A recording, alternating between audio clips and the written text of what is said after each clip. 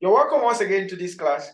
In this particular lesson, we're going to be looking at conducting legal and regulatory feasibility. It is important that for every project, for every proposed project or business, when carrying out feasibility on them, it is important we take time to carry out the legal and regulatory requirement dimension of those proposed projects or proposed businesses. Now, in this particular lesson, we're going to be learning how to conduct legal and regulatory requirement feasibility on any project. So join me as we move on to this section.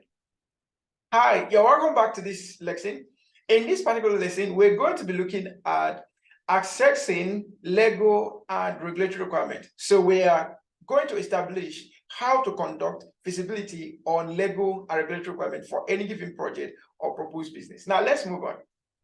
By introduction, when conducting a feasibility study, it is essential to evaluate legal and regulatory requirements to determine their impact on the project's feasibility.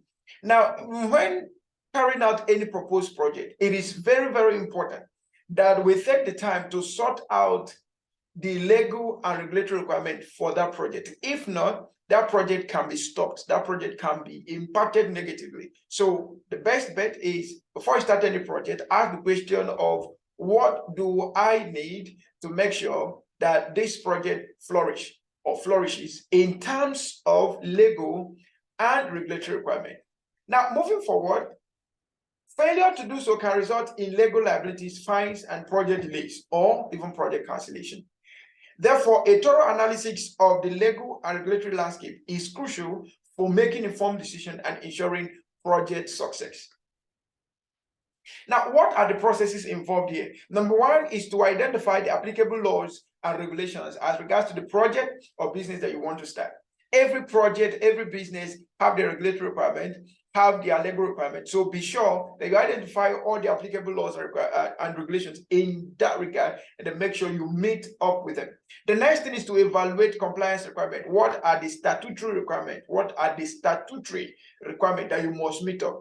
You must also identify all the statutory requirements that you must meet up before going into such a project. Then assess potential legal risk. If you're able to identify the legal compliance demands and the regulatory compliance demands, then you can now sit down and say, okay, what will be the potential risks if I don't do these things?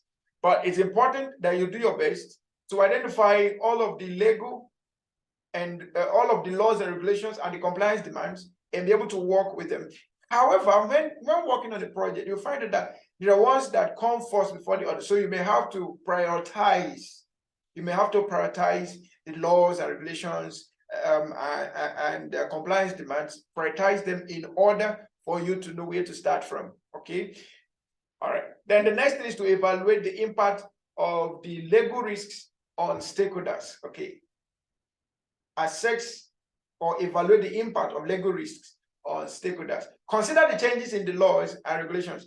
Most often, in the process of carrying out a project or a business, you find out that there are changes in laws and there are changes in regulations. For instance, in Nigeria, we had the change in the KAMA Act.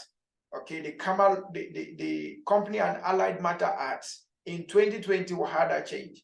Now, before 2020, we used to have KAMA Act. We say KAMA Act of 1990, KAMA Act of 1994. But now we have a change, which has brought us to an amended KAMA Act 2020, which also had different amendments that affected the disposition of the first KAMA Act or the previous KAMA Act. So you also need to consider changes in those laws and regulations.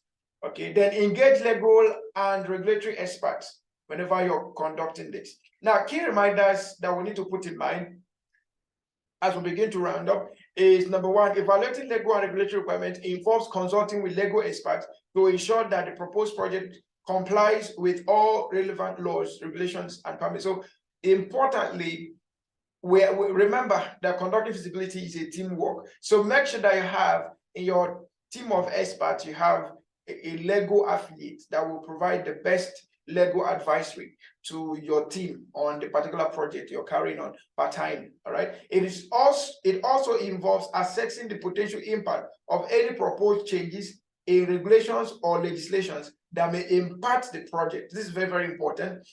Now, by evaluating legal and regulatory requirements, stakeholders can ensure that the proposed project is feasible and sustainable from legal and regulatory perspective. So doing it right from the beginning is always the best bet.